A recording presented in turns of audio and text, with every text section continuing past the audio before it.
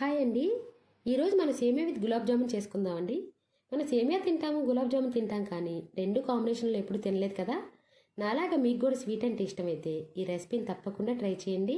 ఇది మీకు బాగా నచ్చుతుంది. అయితే ప్రాసెస్లోకి వెళ్ళిపోదామండి. ఒక గులాబ్ జామున్ ప్యాకెట్ తీసుకుని ప్యాకెట్ కట్ చేసి పిండి మొత్తాన్ని ఇలా ప్లేట్లోకి వేసుకోండి. ప్లేట్లో వేసుకుని ఇప్పుడు కొంచెం కొంచెం పాలు పోసుకుంటూ ఈ పిండిని స్మూత్గా కలుపుకోవాలండి. గులాబ్ జామున్ పిండి ఎప్పుడు మనం గట్టిగా నొక్కకుండా ఇలా వేళ్లతో మాత్రమే పిండిని కలుపుకోవాలి.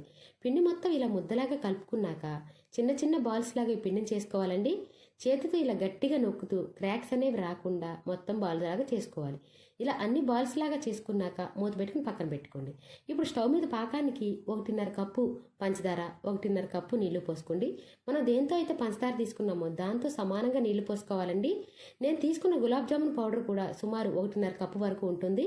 అందుకే నేను పంచదార నీళ్లు కూడా సమానంగా తీసుకున్నాను. ఇప్పుడు లైట్గా జిగురు పాకం వచ్చింది అనుకున్నప్పుడు మూత పెట్టుకుని స్టవ్ ఆఫ్ చేసుకుని పక్కన పెట్టుకోండి. ఇప్పుడు స్టవ్ మీద గులాబ్ జామున్ వేయించుకోవడానికి ఆయిల్ పెట్టుకుని ఆయిల్ కొంచెం గోరువెచ్చకన్నా ఇంకా కొంచెం హీట్ అయ్యాక స్టవ్ని మీడియం ఫ్లేమ్లో పెట్టి ఈ బాల్స్ని ఒక్కొక్కటి వేసుకుంటూ ఇలా తిప్పుతూ గోల్డెన్ బ్రౌన్ కలర్ వచ్చే వరకు వేయించుకోవాలండి. ఇలా తిప్పితే ఏమవుతుందంటే అన్ని వైపులా సమానంగా వేగుతాయి. ఇప్పుడు ఇలా నేను చూపిస్తున్న విధంగా వేయించుకుని తీసేసుకుని మళ్ళీ ఇంకొకసారి కూడా వేసుకుని వేయించుకుని తీసుకోండి.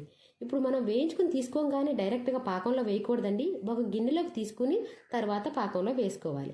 పాకంలో వేసుకుని ఒకసారి ఇలా కలుపుకుని వీటిని ఆరకుండా మూత పెట్టుకుని పక్కన పెట్టుకోండి. ఇప్పుడు స్టవ్ మీద ప్యాన్ పెట్టి జీడిపప్పు వేయించుకుని తీసుకున్నాక 1 స్పూన్ నెయ్యి వేసి మళ్ళీ ఈ సేమియాని కూడా వేయించుకోండి. సేమియా వేగేలోపు పక్క స్టవ్ మీద 3 కప్పుల వరకు వాటర్ని బాగా కాసుకుని మనం దేంతో అయితే సేమియా తీసుకున్నామో దానితో 3 కప్పుల వరకు వాటర్ పోసుకుని వాటర్ దగ్గర పడ్డాయి అనుకున్నప్పుడు 1 కప్పు పంచదార కూడా వేసుకోండి. మనం దేనితో అయితే సేమియా తీసుకున్నామో దానితో 3 కప్పుల నీళ్లు, 1 కప్పు పంచదార.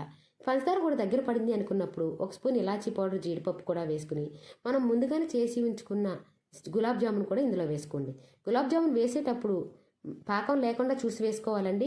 ముందుగా పాకం ఎక్కువ ఉంటే మనం సేమియా చేసేటప్పుడే పంచదారకు బదులుగా ఈ గులాబ్ జామున్లో ఉన్న పాకమైన వేసుకుని చేసుకోవచ్చు. అంతేనండి, ఎంతో స్వీట్గా టేస్టీగా ఉండే సేమియా గులాబ్ జామున్ రెడీ అయిపోయింది.